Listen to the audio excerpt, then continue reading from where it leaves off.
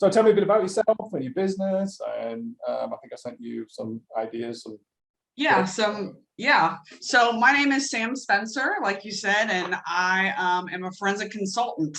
My friend Eric Warren and I both started SEP Forensic Consultants about 4 years ago. We actually just had our anniversary on Tuesday, which was exciting. Hey, congratulations. We started about 4 years ago, and our objective is to teach attorneys and other people within the justice system what happens within the forensic lab. So for the most part, I'm focusing on forensic biology, which means DNA and serology. Eric does firearms identification, so matching bullets, cartridge cases, things like that to weapons. And then we also do crime scene reconstruction as well. So we're kind of new and we're kind of still jumping into the field, but we've been running since we started. So wow, that's really good. That's really good. So you almost have had some extensive experience in forensics in order to be starting your own business and want to teach other people. Yeah, so both of us were both special agent forensic scientists with the Tennessee Bureau of Investigation. I was there for a little over 5 years. Prior to that, I did get my bachelor's in biology from Erskine College. And then I jumped in right after my bachelor's into a DNA lab. So I've been in the field of DNA since 2009 and doing forensics since 2011. So so we've been in the field for a while. Eric has been in it a little bit more, closer to probably 15 years, I think he's been in it. But yeah, we've both, had some time in there. We were in the typical state lab that most people think of when you hear forensics. Yeah. So we've kind of done that part of it. And so now we've kind of moved on and we're kind of paving our own way. Right, that's fantastic. So I'm sure everybody asks you, so you're a real life CSI. Yes. We've all seen it on TV that you pick up a piece of paper and you say, yeah, I know who did it. Exactly. Yes, that is always what I get for the most part is the girl from NCIS, Abby, I think is her name. Yes, most people ask me about her, and to a degree, yes, I am, but then a very large part of it is not that glamorous. Yes. So what was your motivation from, what most people would think is a great career with the TBI, to take the opportunity to set up your own business? What was your motivation for that?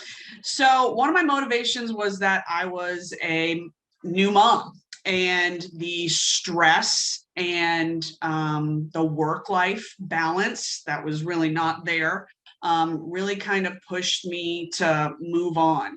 At TBI, I was also a member of the violent crime response team, which means I actually went out to crime scenes, documented them, processed them, all of that stuff, collected evidence, and we were on call 24/7 every 3 months about. And so it was getting to the point where I was missing out on things with my new son that it wasn't what I wanted to be doing. I still love being in the lab and doing forensics. So I actually accepted an opportunity over at St. Jude Children's Research Hospital, so I could still be in the lab and doing stuff. Oh, okay. And did that for about 5 years while we were kind of getting this off the ground and moving. Right. So it was a great transition for me to still be in the lab, gave me a lot more space to do stuff with our company that was starting, and then be at home when I needed to be at home. And I actually had another child while I was at St. Jude. So now I have my 6-year-old and my 2-year-old, and they keep me very busy. So yes. Yes, they'll keep you on the go, and that's for sure. At 6 years. Definitely. Yes. Yes, you're very active.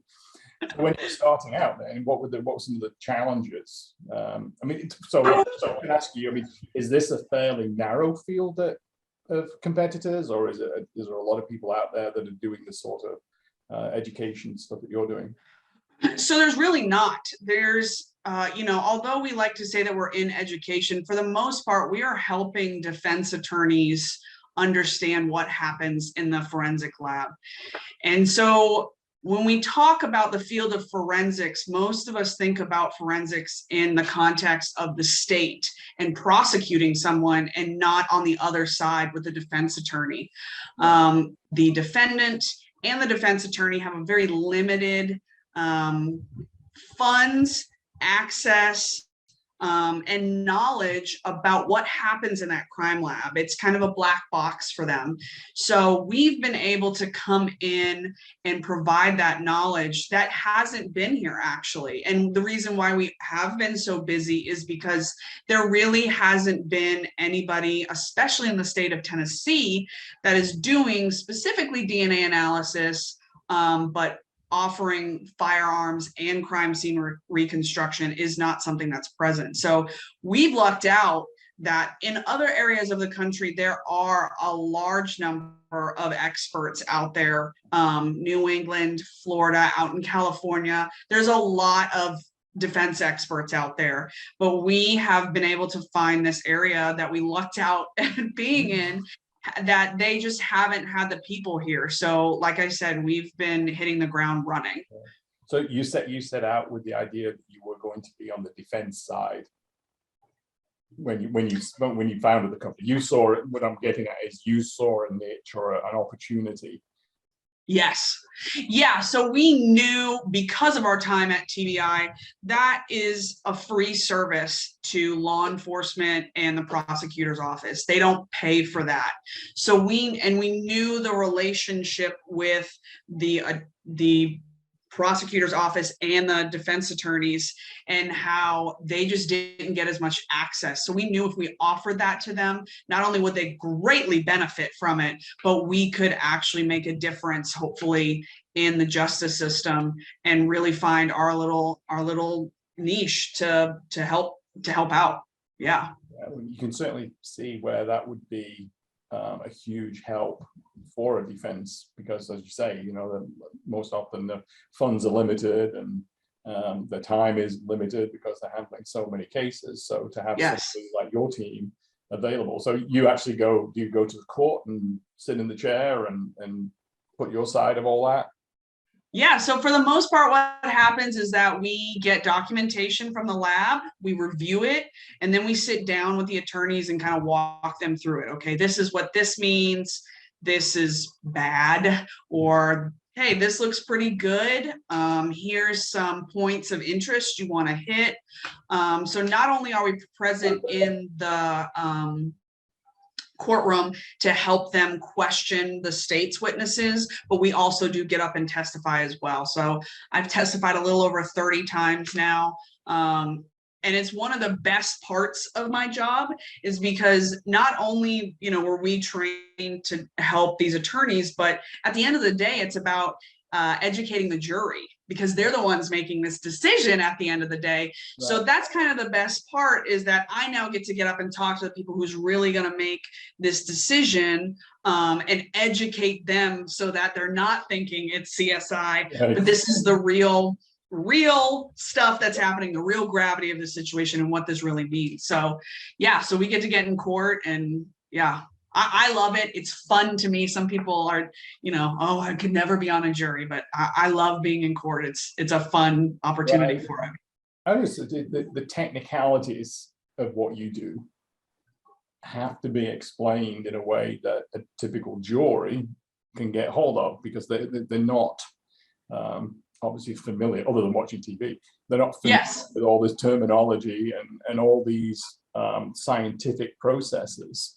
So there must be a lot of work that you have to do before you take the stand with the defense people, in order to put it in a way that gets across to the jury. Yes, a lot of what we're doing is educating the attorneys so they know it well enough so they can ask questions. And a lot of times it takes a lot to really, explain these complex pieces and parts that make up this whole process. Right. Because a lot of attorneys will tell us, oh, I went into law because I didn't like science. So we're already fighting an uphill battle. that these lawyers are like, I don't want anything to do with science, right? And on top of that, for the most part, especially in the field of DNA, in the world of science, we're talking a relatively new thing.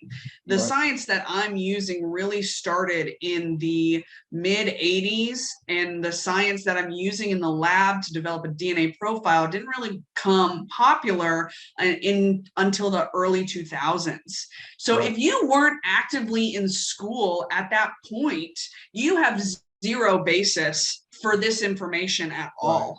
So it's really starting from ground zero a lot of times with some attorneys, which again is fun for me because I like teaching it. I mean, I love DNA. I've loved DNA since high school. So it's fun to be able to teach them. And when they get it, it's just like, yes, you've got it. You are good to go. So. But in order to be able to do that, how do you keep up with obviously the fast changing world of this forensic science? Because with all the new technologies that come along, and you've got to be able to have those resources. Assumably the state has funds that allow them to up and keep ahead. So for you, then is that a challenge? Is that take up a lot of your time?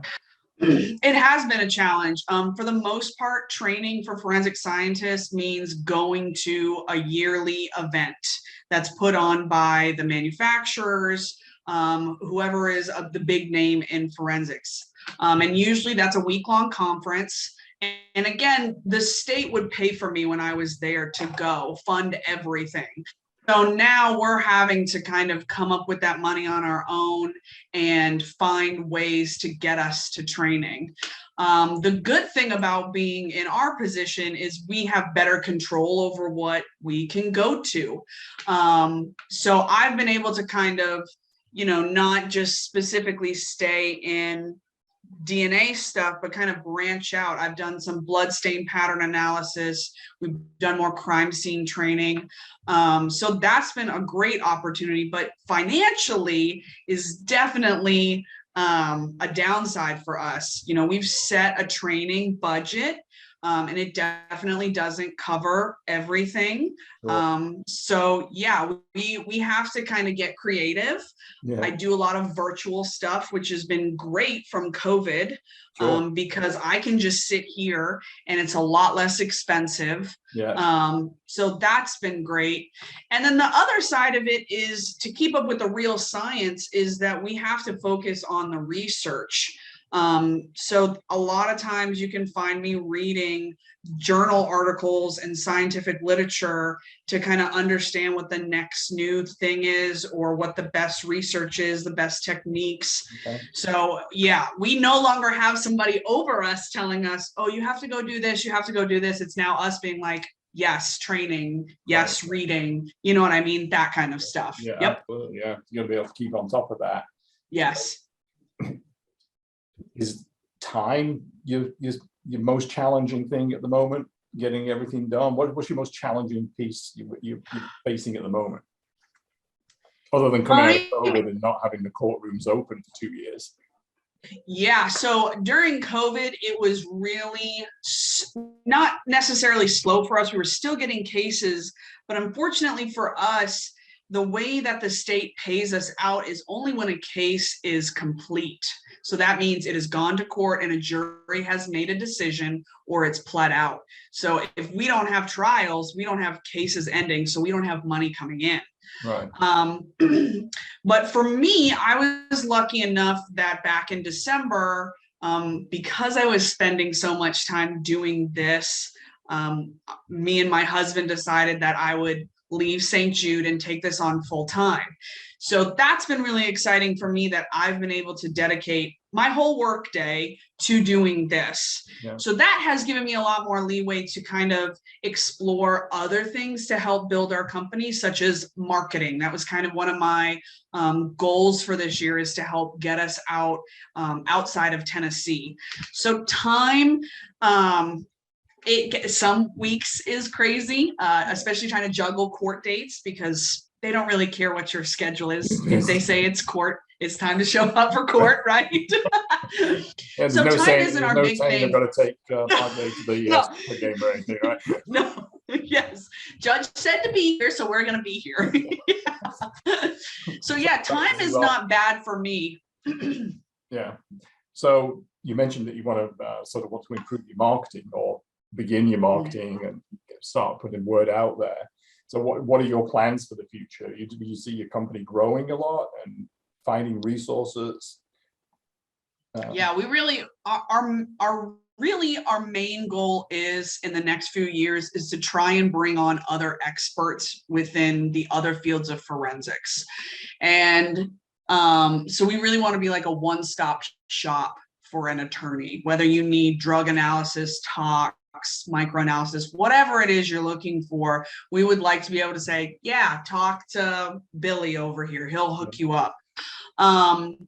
So when it comes to marketing, our main goal was really hitting LinkedIn, because it's hard to find groups of attorneys. We've gotten in with the group here in Tennessee called Tactile. And so we have a good relationship with them, but we know there are other attorneys out there that aren't a part of that group that we still want to, get our our company in their head, right? So LinkedIn has been really, really good with that. It's kind of gotten us in other states. Sure. And it has helped connect people, just like, hey, I know that name. He was on that other case, or she was in the office when I was having, you know what I mean? That has allowed us to really connect, because for the most part, our marketing has just been word of mouth.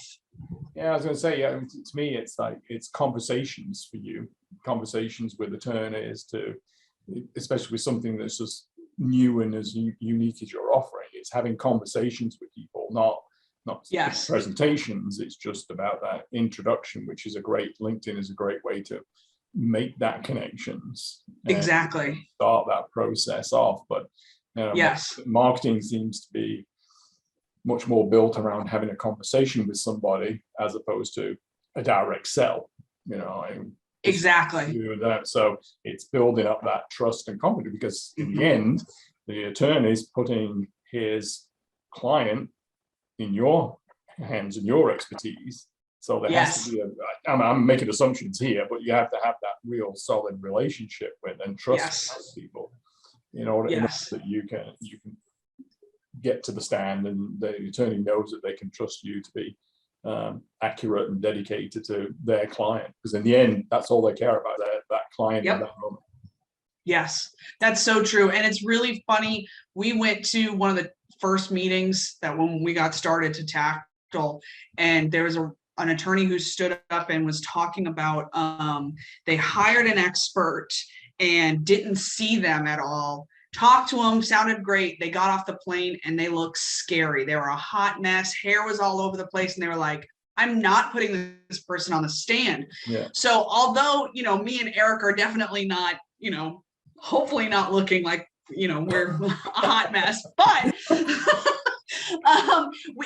it gave us a little bit of insight to how attorneys are thinking. And typically once you get one attorney saying, oh, you got to talk to Sam, then we're good within either an attorney's office or all of their friends, which has been awesome. So like you were saying, once you get one person in, they'll start they have been doing the marketing for us. So that it's been nice. And it's a bit like, it's in that respect, it's comparable to being a business coach, because you have to have that, know, like, and trust. You've got to have those three things for somebody to be willing to talk to you. Yes. And in the coaching world, there's a general thing that if you have a business coach, then you're failing. And that's not necessarily true. And for somebody to acknowledge that, to feel like, oops, no, I don't need a business coach. When in fact they actually do, but they're afraid of the stigma that it says, oh, I've hired a coach. And yes. So in a comparable circumstance, the attorney is hiring you. since you have to have that confidence and that trust in you, and you have to establish that over a period of time. Yes. And, you know, you don't walk in on a Friday and start a case on a Tuesday. No. Yeah. You have to build that relationship. Yes.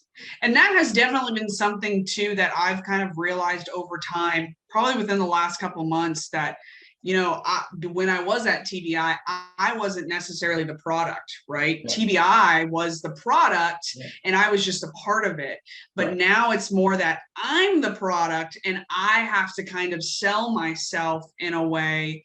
Yes, I know what I'm doing and all that stuff. But if, like you said, if I don't bring that trust and knowledge and make that attorney feel comfortable, it doesn't matter what my work product looks like. Right. They're not going to want to work with me. Yeah. So that has been a very interesting, you know, change in this world that I'm working in, that I used to just be a scientist, you know, a little lab rat. And now I have to be out and interacting. I've got my white coat. I'm all right. Just leave me alone. Yeah, exactly. Yes, I can hide with my goggles and my pipettes, and I'm very happy like that. Yeah. Well, I appreciate you taking the time. Again, like I say, I mean, I just enjoy these conversations so much because there's so much interest in what people are doing. And yeah, obviously, I'm not from Memphis. Yes. And so one of the reasons we stayed here was there's just such a infrastructure of businesses that support other businesses, that support Yes. other business. And it's just so fascinating to find all these things, in addition to the entrepreneurial side too. But yeah, the whole concept of finding somebody like yourself who's found this niche and identified it and gone for Yeah. it. And to me, that's what the United States is all about. You have that opportunity to be able to do that. And I've always told my kids the same thing, that very thing. Yeah. You know, this is, no matter what the idea is, you have the opportunity here. You've got 320 million people to market to. And yes, people, you know, back in the 80s, you know, people made money out of selling pet rocks. So, I mean, once you're down to that base level, anything's possible. Anything's possible. Yes, I love that. So, you know, you start from somewhere, but just if you look at that and say, that guy made a couple $1 million. Exactly. Whatever We can do it too. You've got the drive to get it done, then you just take it on. And that's why I just love these, talking to people and having these conversations. So I do appreciate your time. I know we ran a bit long, but I was enjoying that. Yeah, that's okay. But thank you so much. And I will Yeah. send you a copy of the video, and I look forward to meeting you, talk to you again. Definitely. Thank you so much. Thanks a lot, Sam. Have a good evening. All right. You too. Bye. Bye.